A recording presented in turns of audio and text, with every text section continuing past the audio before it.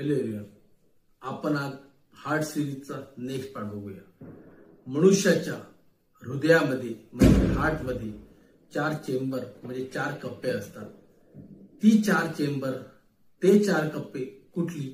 2 अलिंद म्हणजे 2 एट्रियम आणि 2 निलय म्हणजे 2 व्हेंट्रिकल। 2 अलिंद ही कुठे असतात?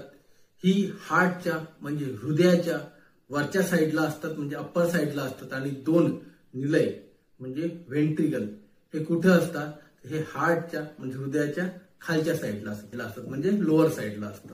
जेव्हा बाळ आईच्या गर्भात असते त्यावेळेस त्याच्या 2 एट्रियम मध्ये म्हणजे अलिंदामध्ये एक छिद्र असते। त्या छिद्रातनं कंटिन्यू रक्तप्रवाह होत राहतो। त्या छिद्राला फोरमेन ओव्हेल असं म्हणतात। मग काही दिवसांनी जेव्हा बाळाचा जन्म होतो त्यानंतर काही आठवड्यांमध्ये ते छिद्र जर बंद झालं नाही तर आपण म्हणतो की त्या बाळाच्या हृदयामध्ये छिद्र आहे म्हणजे काय, होल आहे।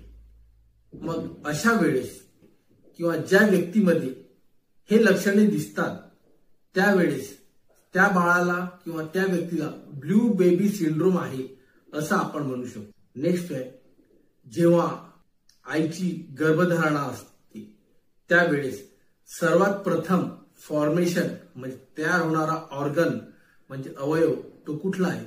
तो आहे हार्ट म्हणजे हृदय। थँक्यू।